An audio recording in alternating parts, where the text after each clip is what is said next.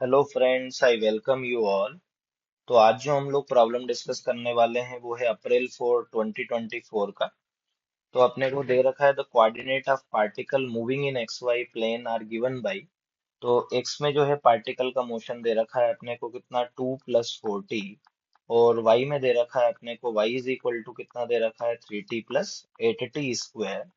The motion of the particle is, है ना। तो पहले तो देखो मोशन ऑफ द पार्टिकल चारों ऑप्शन पढ़े तो क्या एक्सेलरेशन यूनिफॉर्म है नॉन यूनिफॉर्म है इसके बारे में बात हो रही। तो पहले उस पर चर्चा कर लेते हैं। मैंने अगर x दे रखा है तो क्या वेलोसिटी निकालूंगा तो बोल वेलोसिटी इज इक्वल टू कितना वेलोसिटी इन एक्स डायरेक्शन क्या dx/dt होगा कि नहीं होगा। यहाँ से निकालोगे तो कांस्टेंट का डिफरेंशिएशन 0 4t का कितना हो जाएगा 4। और एक्सेलरेशन इन एक्स डायरेक्शन कितना होगा 4 कांस्टेंट है क्योंकि ये dv/dt होता है तो ये कितना हो जाएगा अपने पास में 0। ऐसे ही अगर हम लोग निकालें velocity in Y direction that is of कितना होगा dy/dt। 3t का कितना हो जाएगा 3 और 8t² का 2 आगे आ जाएगा तो ये कितना हो जाएगा क्या 16t होगा कि नहीं होगा। ऐसे ही अगर इसका एक्सेलरेशन निकाले तो बोल कितना आएगा अपने पास में। ये तो 3 है, 3 का कितना हो गया अपने पास में 0, 16t का कितना हो जाएगा क्या 16। तो बोल वाई डायरेक्शन में एक्सेलरेशन आया अपने पास में 16 और एक्स में कितना आया अपने पास में 0। तो बेसिकली एक्स एक्सेलरेशन कितना होता है x² प्लस कितना हो जाएगा ay का स्क्वायर। तो x तो 0 है, ay का स्क्वायर मतलब 16 का स्क्वायर का रूट लेंगे तो बोल कितना आ जाएगा क्या 16 मीटर पर सेकंड स्क्वायर होगा कि नहीं होगा। और ये जो एक्सेलरेशन का वैल्यू दिख रहा है कैसा है कांस्टेंट, मतलब यूनिफॉर्म एक्सेलरेशन होगा। अब यूनिफॉर्म एक्सेलरेशन के बी सी डी तीन ऑप्शन आ रहे हैं। अब अपने को सोचना है कि पाथ कैसा होगा। जब भी अपने को पाथ के बारे में बात करनी होती है तो पाथ मतलब क्या ट्रेजेक्टरी का इक्वेशन लिखना होगा कि नहीं होगा। अपने को ट्रेजेक्टरी तो पूछा है ना अपने से।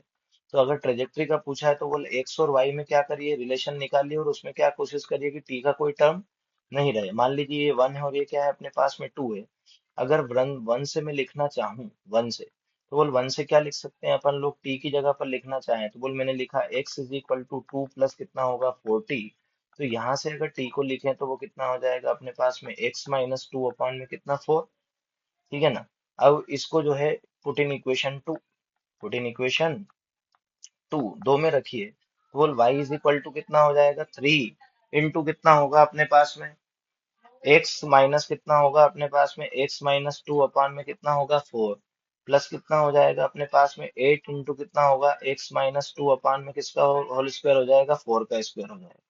तो देखिए ये जो इक्वेशन आ रही है बेसिकली क्या स्ट्रेट लाइन का इक्वेशन तो है नहीं। ये किसका इक्वेशन आ रहा है अपने पास में पैराबोला का। किसका इक्वेशन है पैराबोला। देख आंसर ये जो है ये भी स्ट्रेट लाइन है ये भी स्ट्रेट लाइन है तो ये तो आंसर होगा नहीं। तो जो इसका मोस्ट अप्रोप्रिएट आंसर होगा वो कौन सा आंसर होगा अपने पास में डी।